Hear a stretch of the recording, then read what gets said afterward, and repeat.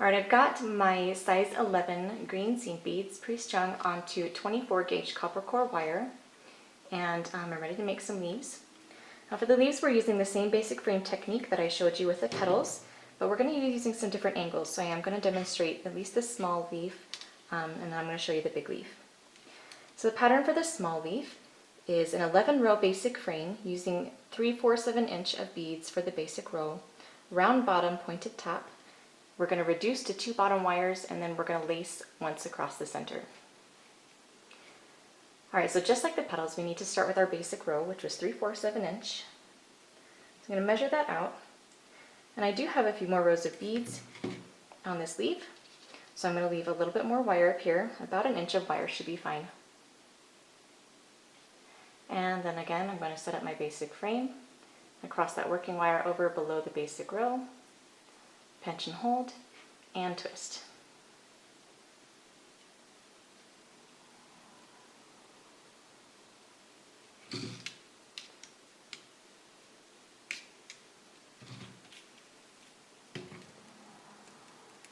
Alright, so with this one, we're going to be making a pointed top just like our petals.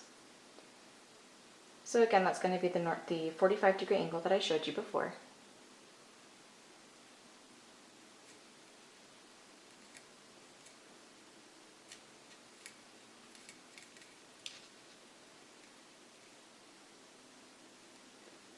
And then at the bottom, we are making a round bottom, so we're actually going to cross over at a 90-degree angle with the bottom wire.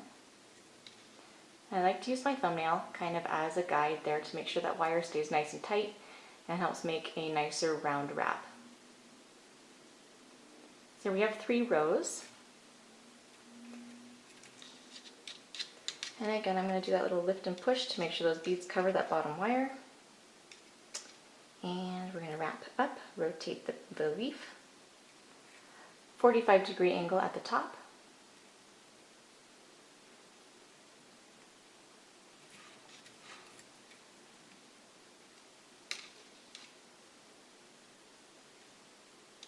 And a 90-degree angle at the bottom.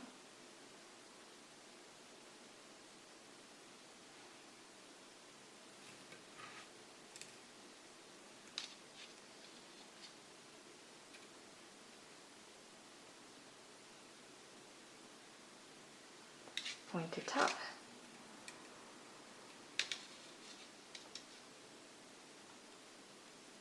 Round bottom.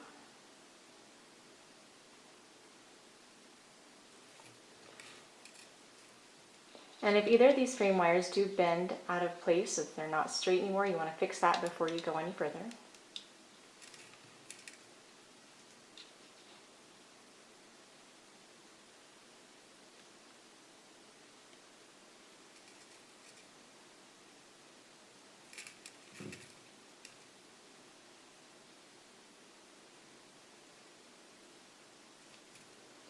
Alright, I've got 9 rows here, I need 2 more.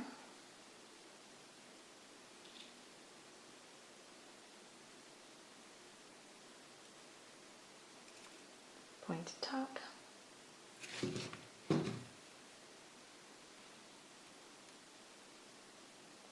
And a round bottom. Now because this is the last row of beads, we're going to tie off our working wire just by wrapping it once or twice more right at the bottom. And we're reducing to 2 bottom wires, so again we're just going to cut off that working wire right at the tie off. And then you can cut your top wire and fold it back. And then we're going to twist this down about an inch. And then cut that loop open on the side. Alright, so there's the leaf. The last step is to lace it. Now I don't always lace an 11 row leaf, but sometimes I feel like you just need to, so you take it on a case-by-case basis. Now this one feels like there's a little bit more separation in those outer rows, so I'm going to go ahead and lace this one. Alright, so I've got some 30 gauge wire, which is my preferred size for lacing. Normally I would use a color that matches my beads, so it won't show up very much, but for the sake of this video, I'm going to use a brighter color so you'll be able to see it a little bit better in the video. So I'm going to cut about 5 inches of this 30 gauge wire, and then we're going to fold it in half.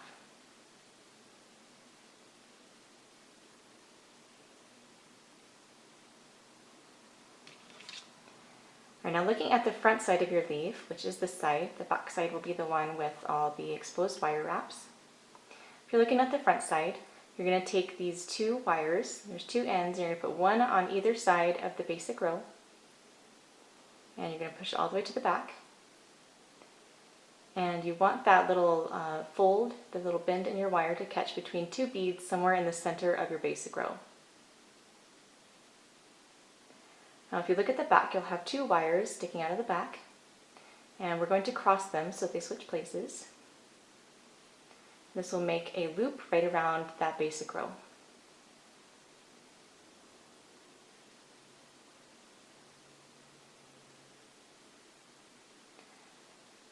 Alright, so I'd like to start in the center. You can start on the edge if you prefer, but I like to start in the center. So I lace one half of a leaf at a time. So I'm going to take one end of the wire, and we're going to make a loop around this next row of beads right beside the basic row. So I'm going to insert this wire on the far side of that row and push it all the way to the front. And I want my lacing wire to go somewhat straight across my leaf. So I'm going to use my thumbnail there to mark where I want that wire to go. That's going to help guide it between the right two beads.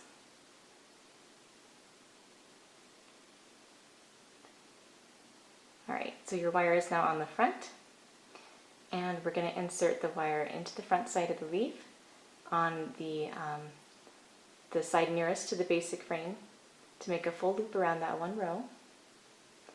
And you're going to pull tight, and you want to check to make sure that your wire has gone down between those beads, and if not, then just pull a little bit tighter.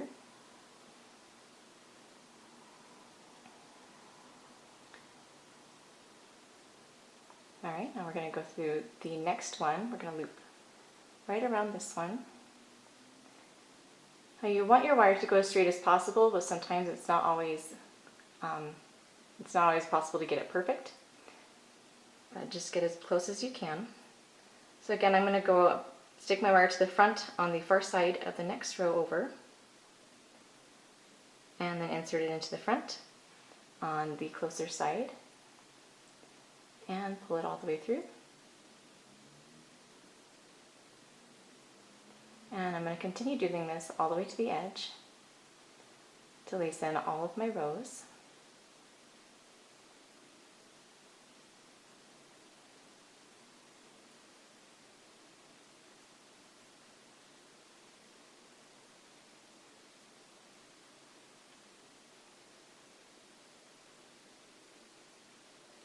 Now on this outer edge, because we need to tie off our wire, we're going to loop around it twice. So I'm going to go around again,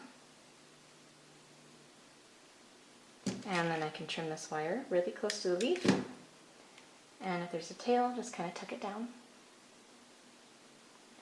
I'm going to do the same thing on the other side of my leaf with the other tail wire.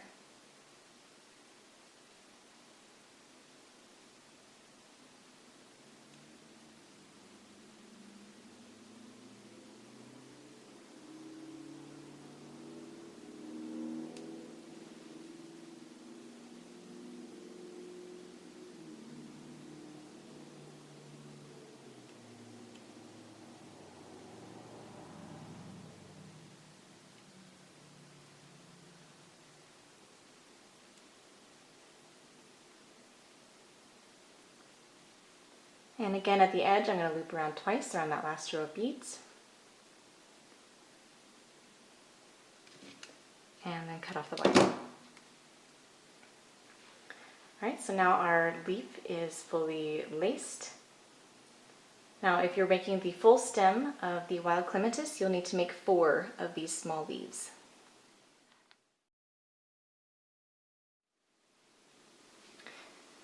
Alright, let's take a look at our large leaf now.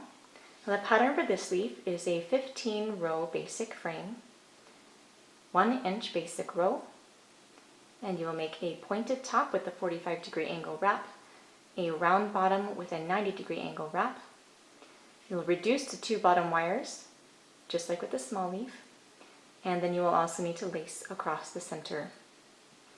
And this is what it's going to look like if you use a matching wire to the beads. It's a little bit harder to see, and that's why I do recommend using a matching wire. Now if you are doing the full stem of Wild Clematis, you need to make 2 of these.